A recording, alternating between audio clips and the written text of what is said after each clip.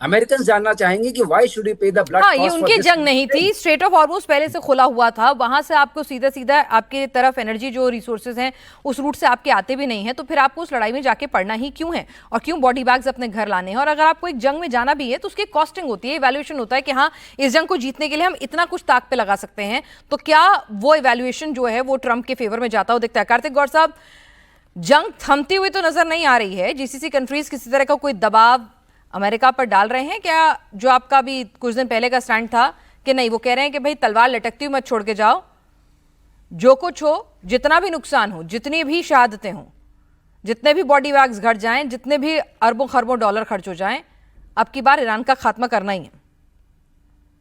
बिल्कुल, I stay with that stand and in fact अभी अगर आपने रूमर्स भी सुने होंगे, I don't know how true it is, लेकिन द रूमर इज के Saudi also called up and told Trump not to stop, और rather trillions of dollar are going to America to ensure कि भैया this does not stop.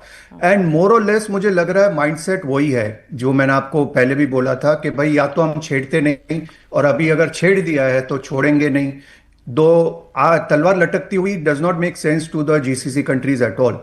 अच्छा, अभी Trump ने ये जो अभी आज का स्टेप जो लिया है, वो जो मीम चल रही है एग्जैक्टली वैसा ही हुआ है। अगर आप कुछ खोल ना पाओ तो इंश्योर कि आप इतना टाइटली बंद कर दो कि वो खुल ही ना पाए। तो if Iran is not going to allow America's preferred vendor to cross, America ने वही स्टैंड लिया है कि I am not going to allow your preferred vendors to cross इधर।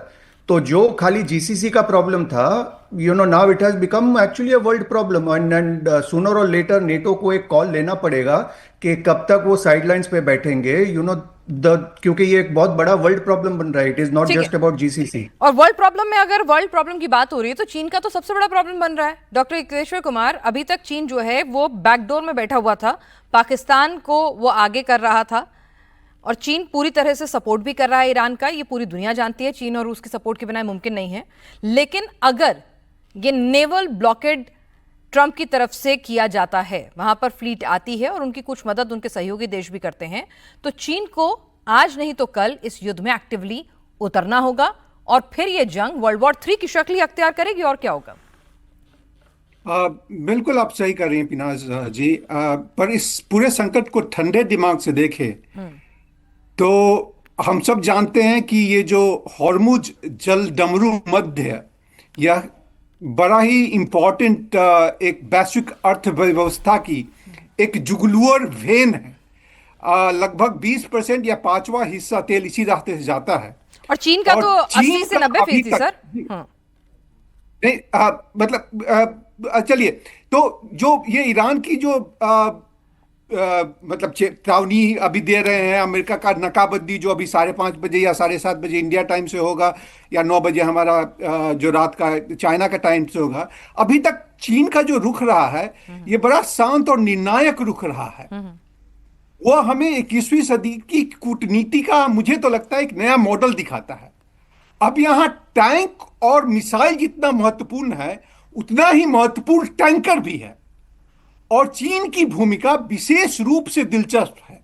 अभी तक वो खुले तौर पर टकराव में नहीं है, और हमेशा से बोलता आ रहा है कि हमें शांति से मामलों को सुलह करना है।